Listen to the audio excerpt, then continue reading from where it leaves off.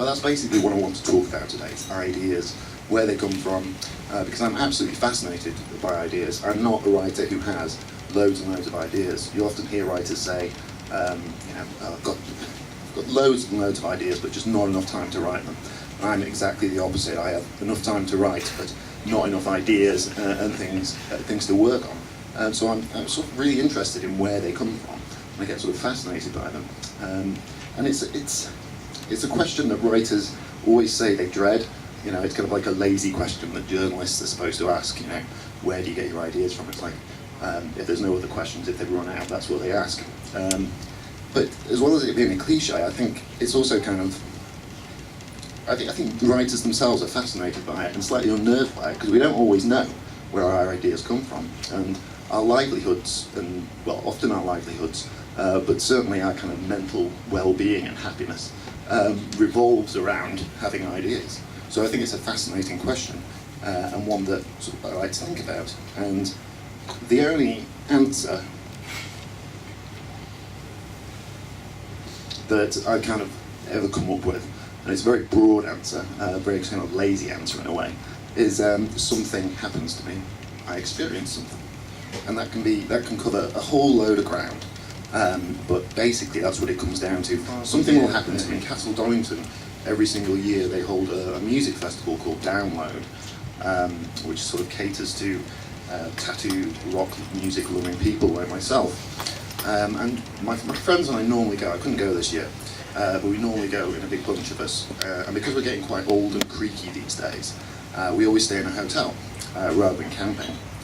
And last year we were staying in a hotel in Derby, close to the station, probably the Hallmark or something like that, kind of like quite a sort of cheapish hotel. And breakfast wasn't included in the room rates, but on Saturday morning, excuse me, I was hungry and I thought, I'll go down, I'll get breakfast, and I'll pay. Can have it on Monday when I check out. You can normally do that in a hotel. But on Sunday morning I received an email from them in my room saying, "Dear Mr. Mosby, we noticed you didn't put a credit card behind the counter. Can you please come down and rectify this?" So I thought, okay, fair enough. About half an hour later I went down and I went to the reception and introduced myself to the woman there who had sent me an email. And she looked at me, kind of blinked for a couple of seconds, confused, and went, "You're Steve Mosby?" I said, "Yeah." And it wasn't a famous moment. She said, "But you just checked out." So we looked at each other again for a couple more minutes. And she told me that about 10 minutes before I'd come down to reception, a man called Steve Mosby had come to reception, checked himself out of my room, my exact room number, and paid for my breakfast. Yeah, well, it's all right on one level, but on another level it was quite sort of freaky. And she couldn't describe him. She just said he was completely average and nondescript. And so I said, "Well, this is obviously a mistake of some kind. I am staying for another night. Can you please change this?" She said yes. So I went back upstairs to my room, puzzling. And I was kind of unnerved by the whole experience, obviously. But at the same time, I was thinking to myself, wow, this is a great story idea. This is kind of a story that I am living at the moment. So even in that moment of being kind of unnerved, there was this feeling in the back of my head that there's a story in this.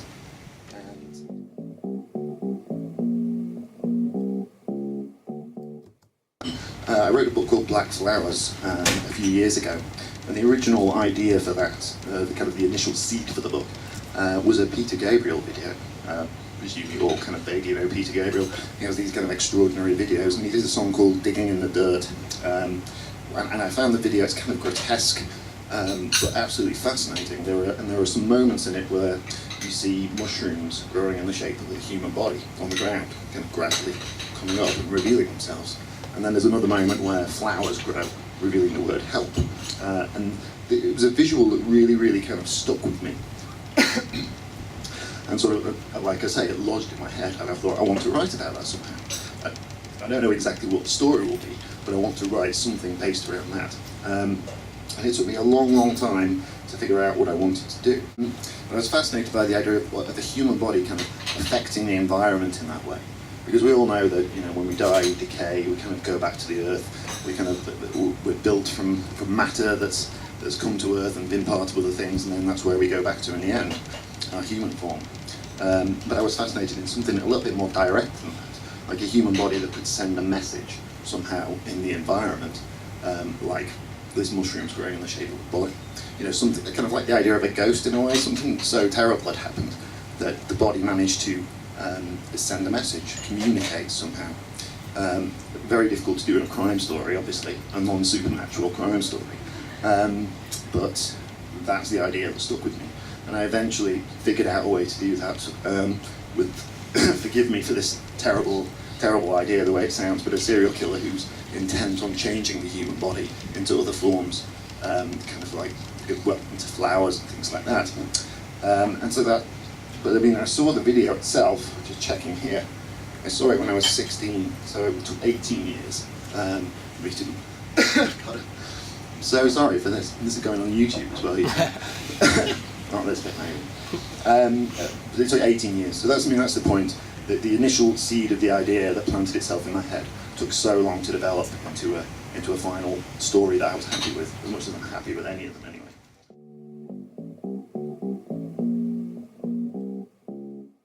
I often base my books on my own personal kind of inadequacies. My frailties and my failures I find are quite fertile, compelling ground, and it's a lot easier to speak honestly, write honestly about those kind of things once you've got a little bit of distance. You can think that the person they happen to was slightly different to you, so it's not quite as embarrassing.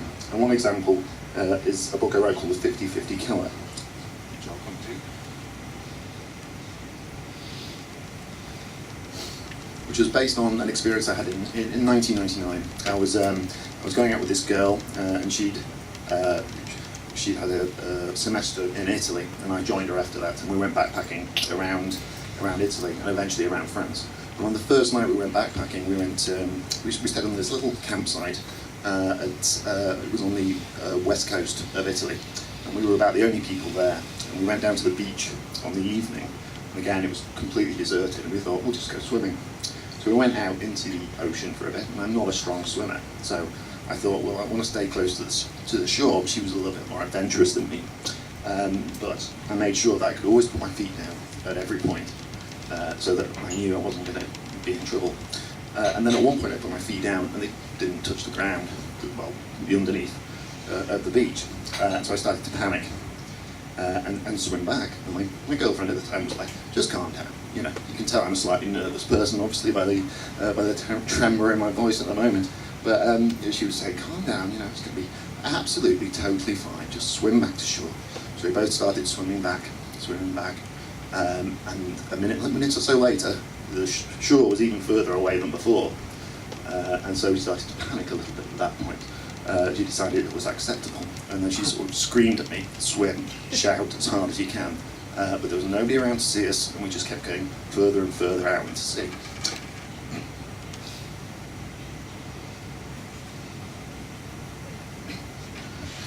And the waves got tough and rough. I got knocked under a couple of times. Took lungfuls of water, thought, this is it, actually, I'm going to die in this ridiculous scenario. I'm only like 20, 21 years old, you know, this is absurd. And we got separated because the waves were so rough, and we just had to swim for shore as quickly and as hard as we could on our own, striking out. And swam for, well, it felt like a long time, but it probably wasn't, because I'm not that strong a swimmer. But eventually, I could see the shore was getting closer, and I knew that was going to be okay. But up until that point, I'd been terrified. I thought, I am, you know, literally going to die here. And when I got back onto the beach, kind of like dragging myself up on my hands and knees, I turned around and she was still a little way out there, and I could see her sort of face, and she was sort of screaming at me. And at that point, I could sort of tell she was going to be okay if she carried on, but she didn't know that. She was absolutely kind of terrified for her life. And so I started to go back in, because I felt that that was the kind of the manly thing to do. You know, you shouldn't leave your girlfriend to drown. But I started to go back in, and I got back up, right up to my knees, and my body just froze. And I just couldn't bring myself, because I was so overwhelmed by the kind of fear of what had happened, that I just couldn't risk my life to do it. You know, I just couldn't. And in the end, you know, she got out absolutely fine without me.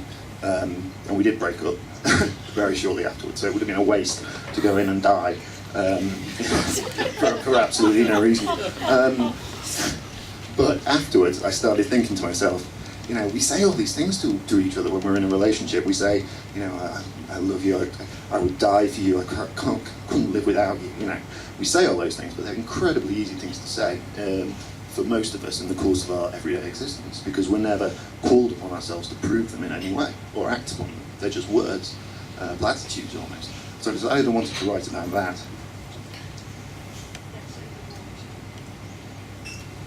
My own cowardice, basically. But also these kind of romantic fairy tale notions of love we have, which are often very difficult to the practicalities of everyday life and what really happens in relationships. But I didn't want to write about drowning because I'm a crime writer, a very dark crime writer. So I eventually came up with the idea of a serial killer. It always comes back to serial killers, apparently. But what the serial killer in my book does is kidnaps couples, and over the course of a single night, forces one of them to choose which of them will die. And on the surface, it's a crime novel, a serial killer novel, it's a race against time novel, but it all comes back to that initial idea. That was where it came from for me, was this question of, would you really be prepared to die for somebody in the moment it came to it?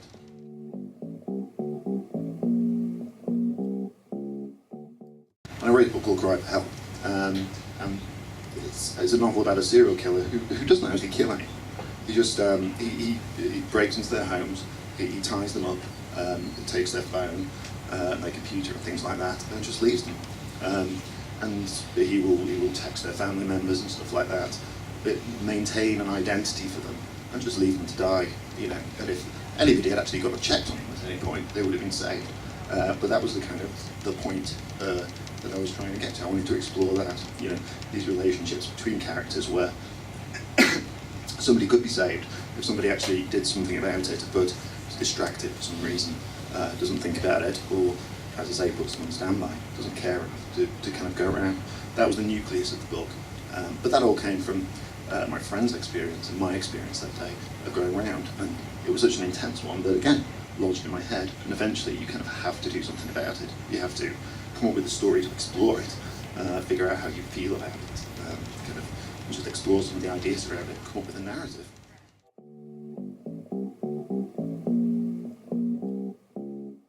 Sometimes it's something that happens to someone else altogether, when it gets a little bit trickier perhaps. A few years ago, I wrote a book called Darkroom.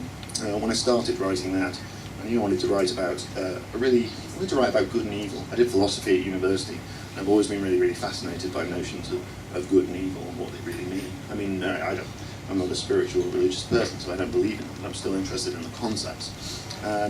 So I wanted to create a police character who could kind of explore them. So I knew in my head that I wanted to write about a very, very practical policeman. Very, very cocky, almost young cocky, thinks he's sort of figured everything out. And I knew he would have, even before I started writing the book, even before I sort of had the idea for what he would be investigating, I knew he would have this kind of architecture of crime in his head, that all murder is kind of explicable, really. It happens for banal, mundane reasons. Criminals generally are very, very boring people. Murderers, serial killers especially, not like you see in the films at all. So his architecture would be bedroom crimes, crimes caused by jealousy, by lust, things like that. Boardroom crimes caused by greed, and barroom crimes caused by anger. And just occasionally basement crimes where something's gone a bit funny in somebody's head or they've grown up wrong. But everything basically would be explicable in those terms. Ultimately, when he would investigate a murder, he would always be able to slot it into one of those categories so that it made sense. And I knew that I wanted to sort of face him with a crime that completely defied that analysis, and that he had to investigate, but I didn't know what it was at that point.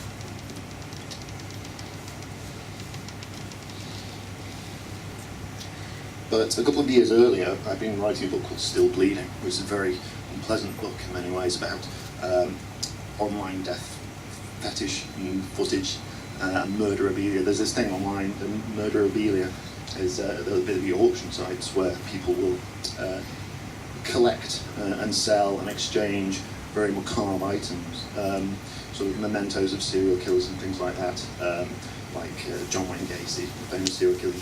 Do lots of paintings, so people will collect them, sell them. locks of Manson's hair, things like that. Just random, very, very grotesque and grim stuff. There's this subculture that's into that kind of thing. And there are also lots of sites where you can watch very, very horrible things happen. Call them death fetish sites, but I mean, there are several, tens of thousands of people visit them. You can watch horrible clips of things. It's much more prolific these days as well. You know, with all the videos coming out of war zones, the CCTV, of attacks and things like that. Whatever you want to watch, if you're into that kind of thing, you can watch it. And I was sort of fascinated by that culture when I was writing this book. I wanted to write about that. And while I was kind of researching that, I watched a couple of these videos. And I ended up seeing one in particular that really stayed with me.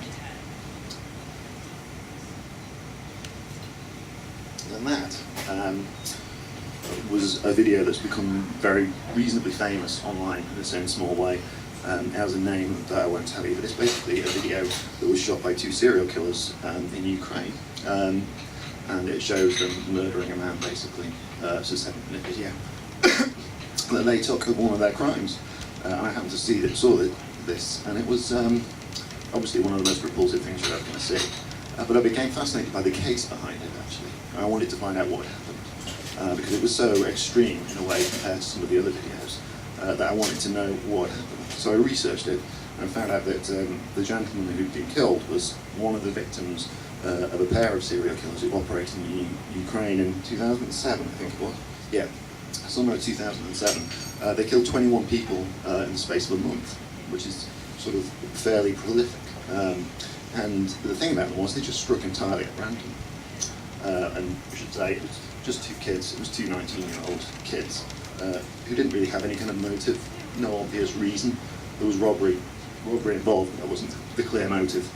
And the policeman at the time said, we think they were doing it as a hobby, to have a collection of memories when they get old. So they would kind of torture and kill these people and film it. And that was kind of their hobby. But as I say, they struck entirely at random. There is a longer version of the video which shows the victim arriving on scene, and you can see him in the distance. It's on a country lane in the middle of nowhere, and they're just standing by the side of the road by their car. One of them has a hammer in a bag, and you can see that the victim approaching in the distance on a bike.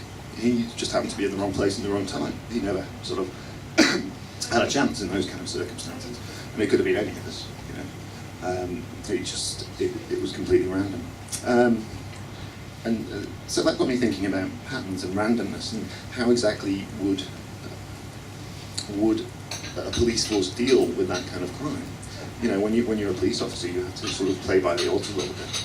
You know, there are obvious suspects, there are patterns between the victims, but if somebody is just striking entirely at random, then, you know, how do you deal with it?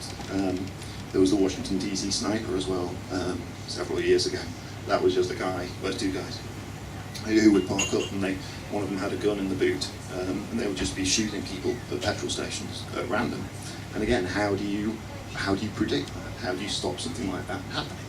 If somebody doesn't leave evidence at the scene, there's no clear way of knowing who they're going to target next, then it's very, very difficult for the police to act on that. So I thought, you know, this is actually my dark green crime. This is what I wanted to write about. But not specifically the two killers. I wasn't all that interested in them, as kind of inexplicable as they were. They was still fairly sort of just boring, normal people. But I was very interested in the victim that I saw in the video.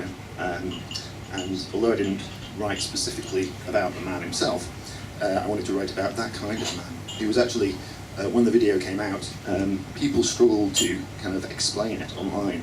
Before the explanation for what it really was came out, people were writing things like, oh, yeah, it's horrible, but he must have done something really wrong. You know, he must have been a child molester or something. You know, people taking revenge for some reason.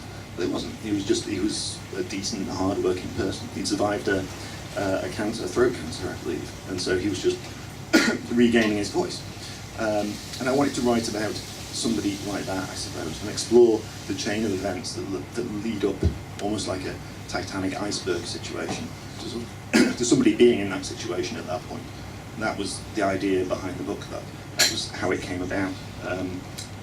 That was how I the ideas together in here.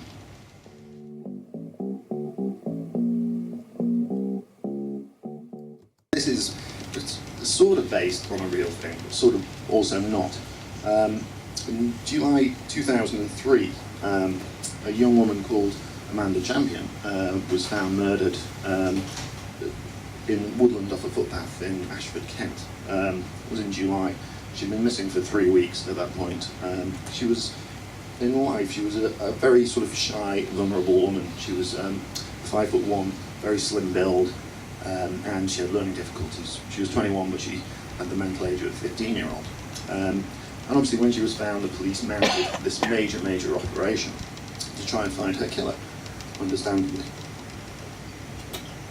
But for several weeks, nothing really happened. There was no developments in the case, there were no major breakthroughs, and it didn't grind to a halt, obviously, but it was very difficult to see how it would be solved until in October 2003, the police finally arrested a 26-year-old called James Ford. Ford was he's 26. He was a factory worker and an amateur wrestler, and he had absolutely no prior convictions at all. The police hadn't been looking at him, but in his home they found a kind of a stash of hardcore pornography and this kind of death fetish material. Again, he had a particular obsession with throat cutting, and although the initial cause of death wasn't released initially, it was later revealed that Amanda had been strangled and then had her throat cut. And it was recognised at the trial in April 2004. He actually admitted the murder and was sentenced to 15 years in prison minimum. But it was recognised at the trial the police were highly unlikely to have ever caught him without the help of a man called Ray Osborne, who was at the time a volunteer with the Samaritans. We all know the Samaritans, obviously. And it turned out that Ford, the killer, following the murder, had made over 45 calls to the Samaritans, expressing suicidal thoughts about what he'd done, and ultimately confessing to the crime. And the dilemma that Ray Osborne was faced with, such as it is a dilemma, was that the Samaritans is an intensely confidential service, and it's anonymous. So people are supposed to be able to ring up and say whatever they want, and it's never reported, nobody knows who you are. It's one of the key kind of key cornerstones of the organisation. But after consulting with colleagues, he decided that he had to do something. So he went to the police, and the police gave a court order so that they could trace the next call that Ford made, and they did that, and they caught him. And he was the man, and he eventually admitted it. And as a result of this, Ray Osborne was removed from the Samaritans. He was told he couldn't volunteer there anymore because he'd broken their rules. Now, at the time when I was planning the Nine Man Place, I didn't know anything about this case at all. I was thinking about it because a friend of mine, a close friend, had started volunteering at a similar service, which kind of offered a confidential, anonymous phone service for people to talk to. And although they didn't tell me any of the contents of the calls, because that would be unacceptable, but it was very, very clear that some of them were quite disturbing. Some were more disturbing than others. When you think about it, you think of these services, they're available for lonely, suicidal people who are depressed, down, isolated, alone. And you don't think about it this way, but of course some of those people are in that state because they've done very bad things. And you know, you hesitate to say somebody deserves to be depressed, but some people do. And so these services naturally attract those kind of callers, as well as the kind of people that you would have sympathy for, people you would have no sympathy for whatsoever. And so I found that really interesting, to think about how, as a volunteer, you would deal with that kind of thing, with receiving those kind of calls, but also something else, because you have no way of knowing whether they're true or not, because there are a lot of sick individuals in the world, and not just sick individuals who will do those kind of things, but who might want to talk about them, who might just want to make up details, to kind of get off on it, almost talking to a stranger about this kind of thing. So as a volunteer sitting there, you would have absolutely no way of knowing whether something was true or not. You would have no way of acting on it without effectively resigning from doing something that presumably you find fulfilling, and which is a very, very valuable service. And also there's kind of this inherent conflict in a confidential, anonymous service, because the people who ring up perhaps to confess a crime or to talk about a crime wouldn't do it, obviously, unless it was a confidential, anonymous service. So it's kind of almost not a contradiction there, but it's kind of an interesting sort of dynamic. And so I was thinking about that, and I was really sort of interested in it. And I was trying to think, well, what would a volunteer do? That's sort of the seed idea of the book, to put somebody who was volunteering in one of those organisations into that kind of situation and force them to kind of confront this dilemma. And over the course of my research, I read about the Amanda Champion murder, and the focus of the book sort of immediately changed when I did, because it became clear that it wasn't a dilemma at all, really. In reality, Ray Osborne himself at the trial said, I couldn't live with myself if you'd done it again, and I'd do exactly the same thing again. So it's not really a dilemma. In that kind of situation, you would have to do something about it. So the book changed as I wrote it. It started out being about the volunteer, but then as it developed, the police character stepped forward to become the main character, and the volunteer kind of faded into a subplot almost. But that became more about male violence and kind of misogyny and how whether you know something is true or not about yourself. Whether you can trust your own memories, the way that we reinvent things and tell stories about ourselves in order to recast ourselves and to see ourselves in a better light, perhaps, or to see ourselves in a more bearable light. So that's what it became. That's what it became about in the end.